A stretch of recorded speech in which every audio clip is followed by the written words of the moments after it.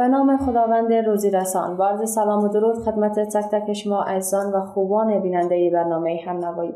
امید که صحت و سلامت داشته باشید و از گزند روزگار در پناه ایزد منان باشید.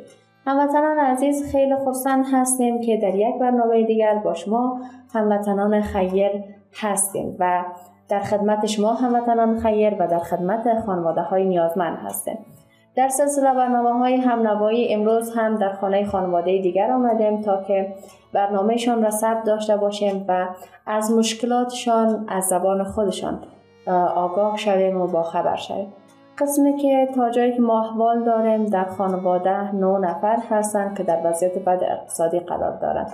9 نفر عیال در یک خانواده که فعلا کارگری در حال حاضر ندارند. بیشتر صحبت‌ها را با خود مادر جان که در کنار ما نشسته هستند می داشته باشیم که واقعا چه مشکلات را دارند و در زندگی و یا در روزگار با چه مشکلات دست و پنجه نرم میکنند و چه مشکلات را پشت سر میگذارند. سلام علیکم مادر جان. خوب هستین ان شاء الله؟ شکر بخیر باشید. زنده و سلامت باشین. مادر جانم، امروز در کنار خود شما آمدیم تا از وضعیت زندگیتان، از مشکلاتی که شما در زندگیتان دارین آگاه شوید. در خانواده چند نفر هستین؟ چه مشکلات را دارین؟ 9 نفر هستیم. مشکلات نمیگی از وضعیت اقتصادی نیه. یعنی خانه این رقم فرش نیه، خرج نیه. میترسیم. 9 نفر در خانواده هستین. مادرم چند تا دختر دارین، چند تا پسر دارین؟ کلانشان چند ساله هست؟ توان انجام کار را دارن اونا یا ندارن؟ 20 ساله است که یک مریض توان کار نداره. دختر است؟ آره، کارگاش نیست، یک ذره خوب داره. آره دیگه‌اش ریزه در کار نیست. باز بچه تان چند ساله هست؟ بچه 7 ساله. 7 ساله هست. او دخترتان که 20 ساله هست اونا چه مریضی دارن؟ اون مریضی که دستاش خوب کار نمیکنه، کمگیره، معده این چیزا مریض داره. به خاطر مریضشون پیش دکتر رفته؟ زیاد رفته دکتر. چی گفته دکتر؟ دکتر معده میگه اول 6 ماه تبرکلوز داشت، مریضی تبرکلوز. بعد از این معده‌ش بعد از خاطری استوان بدنش که بوده دوا نشد. باز شما هزینه تداوی و دخترتان دارین مثلا پیش دکتر ببرین یک دوای نقصه دوای خوبتر برشان دیگه؟ تو از خود بودی دیگه امروز که 1 سالش که نمیدی. هیچ کی نداری، هیچ چیز نداری. سرپرست خانواده کجا هستن؟ سرپرست خانواده بیکاری چیزا نرفته، ایران رفته. فعلا هیچ نیست؟ هیچ نیست. باز با شما خرجی چیزا روان میکنه؟ نه خرجی نمیکنه. خرجم روان نمیکنه. پس فعلا در وضع قرار دارین که کارگر ندارین دیگه؟ کسی کارگر نیست در خانواده؟ دخترایتان هستن که توان انجام کار را نداره، پسرتان که 7 ساله است خود هستن. باز از روی روز غذا مثلا غذا میشه، نقصه دوایی میشه، پوشاک میشه، اینا رو چه قسم تامین میکنه؟ این قالین کار میبینید قالین یک ذره که میتری 1,000 میگه اون موضوع خرجمون میدی، اگر تر مخری خشک مخری دیگه اونو میدی. قالین میبافی؟ آره قالین. باز دخترایتان قالین میبافن؟ آره دیگه. باز یک قالین چقدر مدت پایین میکنه؟ 3 ماه، 3.5 ماه، 4 ماه، حتی 4 ماه. آره. باز از یک قالین چقدر مثلا هزینه دریافت میکنین، پول میتن؟ اون این 6 متر رو 11,000 میگیری. 11,000. آره 11,000 میگیری میره ترمینی. با امو 9 نفر عیال کسین مجبور با امو بگذارن دیگه. از وضعیت خودتان مادرم بگین، از وضعیت صحی خودتان.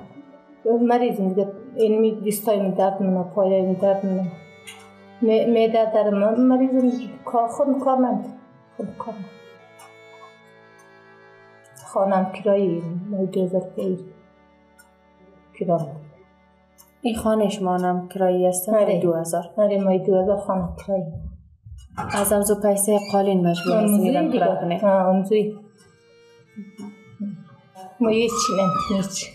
این می چای منه هم باز وقتم چای خورم. چای خشک و نان؟ آره.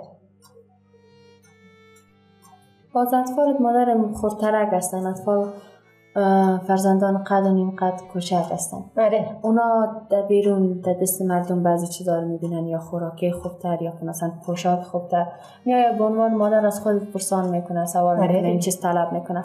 در اون وقت که نداشته باشین چه احساس دارین یا که برشان چی میگین در جواب کنه طلب میکنن؟ اول اما اشارهش که دید نمیدونم نادانایش میگم خیره اش پیسه پیداش نمون اون ترمی نگید. اون تو روزانم شده که مثلا خودت کوشش به رزی کرده باشی که حداقل سر سفره یا سر دسترخوان غذا داشته باشین، ولی تامین نتونستی، گرسنه خوابیده باشه اطفال؟ آره. از روزا بر ما بیشتر قصه کنیم. از روزا این امیال ما چیز نچه مالک نانون چای فقط با همون نان خشک و دیگه با چای. بعض وقتا چای هم پیدا شوه یا نشوه. آره بعض وقتا هم پیدا نمیشه. ما در این طرف وضعیت خانواده میبینیم فعلا خب زمستان هم دیگه تقریبا رو به اتمام هست. زمستانی که قبلا سپری کردیم در شما با چی وضعیت سپری کردیم؟ در حال حاضر دوست عزیز ما در خانه هستیم و خانه را مشاهده میکنیم. فقط یک موکیتی هست که خیلی نازک هست و یک بخاری هست. در زمستان سوخت داشتین یا که مثلا خوشحال خوبتر بردن؟ بادام میدم کدوم مراتش میکدوم اما یک ذره بادام دارم دیگه هیچ. زمستان با بادام سپری کردیم. آره اونو بادام میده خیلی با همون دخترها یک جا. آره روز قالین کار کده شب بادام میده این بدبختیار نکشت. هم از طرف روز هم از طرف آره دیگه چی چاره.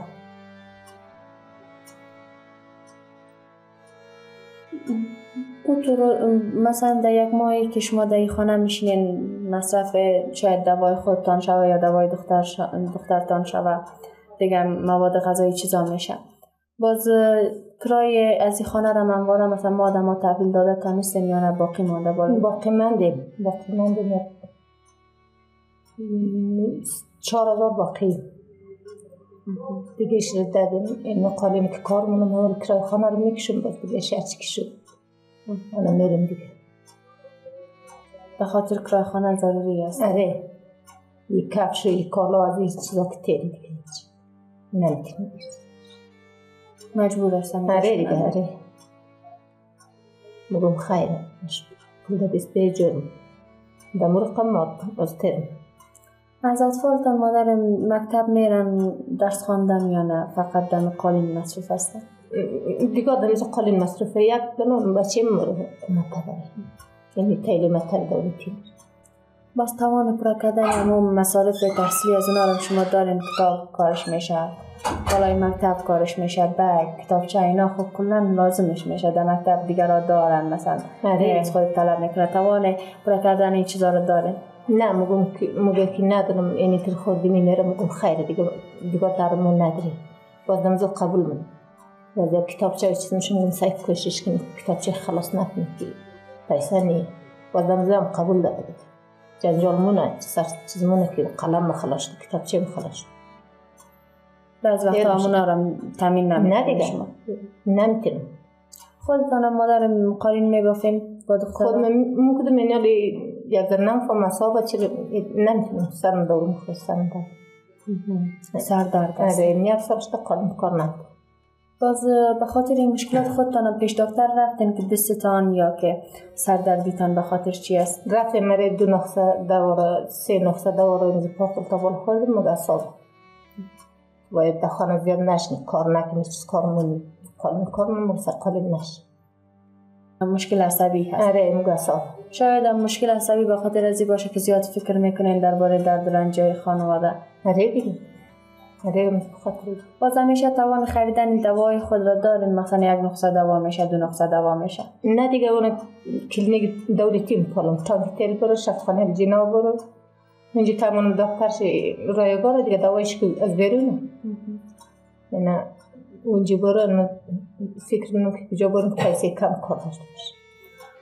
یکی از روزای که مادر جانم قصه کنین که اون روز بر خودتان خیلی سخت گذاشته که مثلا دستتان مثلا دیگه در دستان چیزی نداشتین، همون روز روی روحی خودتان خیلی فشار آوردن. نه دیگه معلومه که کلیگی مفهوم دیگه ما روزی که درماندیم که این 5 روپیه درماندیم 5 روپیه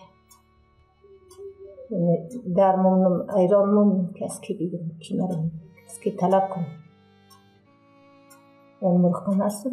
از اقارب و نزدیکا کسی نیست که کمک داشته باشه؟ نه هیچ کس. برادرتان یا که برادر شوهرتان؟ نه شوهرم کس نیست، برادرای پیشی 3 شیرم هیچ کس فعلا کمک کننده نیست؟ نه هیچ کس.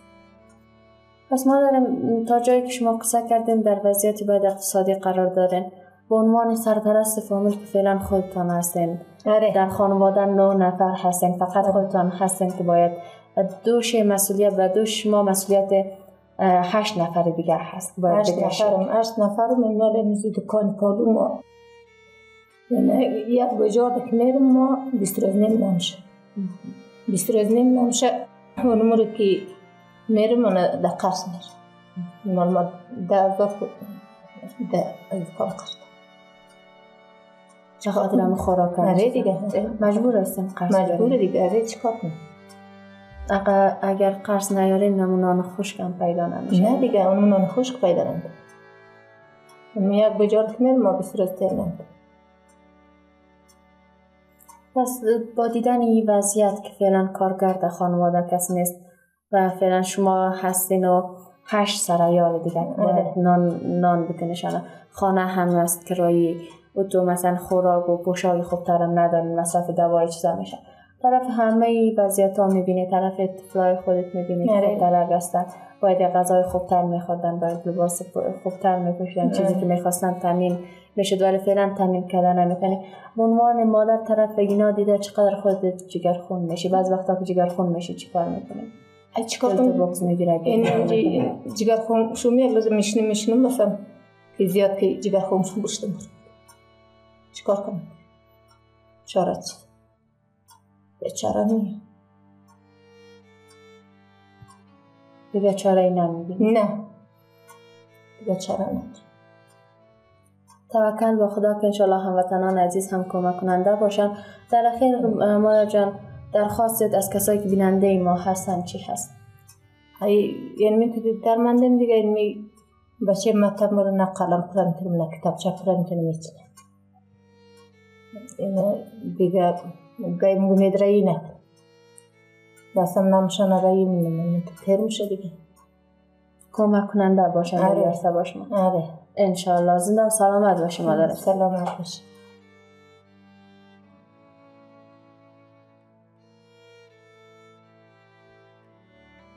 در گوشه‌ای از این شهر خانواده 9 نفری زندگی می‌کند. خانواده‌ای که در سخت‌ترین شرایط اقتصادی قرار دارند و زندگی خود را با مشکلات زیادی سپری می‌کنند. مادر این خانواده با قامت خمیده و دل آکنده از غصه ستون این خانواده شده است. او صاحب 8 فرزند خردسال هست که متاسفانه از سرپرست فامیل خبری نیست و مسئولیت خانواده 9 نفری و دوش مادر این خانواده مانده است. این خانواده در کلبه فقیرانه که مجبور هستند کرایه تحویل بدهند زندگی خود را به سر میبرند و برای مهیا ساختن مواد اولیه زندگی مثل کرایه خانه، غذا، پوشاک و غیره. اطفال کوچک خانواده مجبور هستند که با دستان کوچکشان برای ادامه دادن و مقابله کردن با سختی‌های روزگار قالین ببافند.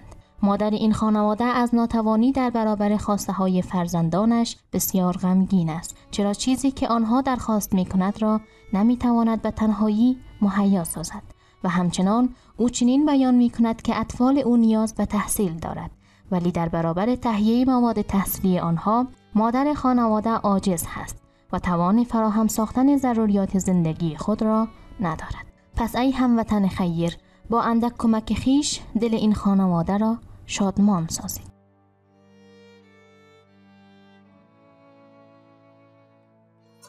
بله هموطنان نهایت ارجمند، در کنار مادر جان بودیم و صحبت‌ها را از زبان خودشان شنوا بودیم که در خانواده در حال حاضر 9 نفر هستند و پورا کردن خرج خانواده 9 نفری بسیار سخت و مشکلی هست. فعلا هم سرپرست خانواده تنها مادرجان هست که 8 نفر عیال مسئولیتش به دوش مادرجان هست. در حال حاضر فقط قالین میبافند و از قالین خرج کرای خانه و بعضی از نان خشک و چای خشک چیزا را فراهم میکنند. در وضعیت بد اقتصادی قرار دارند. هموطنان که بیننده برنامه چه از داخل از کشور و چه از خارج از کشور هستید، امید که کمک کننده باشید تا ما کمک شما را به دست خانواده نیازمند برسانیم. هموطنان عزیز، با شماره تماس که روی اسکرین تلویزیونتان به نمایش گذاشته میشه با این شماره تماس با ما به تماس شوید و یا در واتساپ برنامه همنوایی پیام بگذارید. به زودترین فرصت پاسخ میدیم و پیام شما خیرین و کمک شما خیرین را به دست خانواده نیازمند میرسانیم. تا یک برنامه دیگر که ما در خدمت شما خیرین محترم و خانواده های نیازمند هستیم، به خداوند پاک شما را میسپاریم. الله نگهدار شما.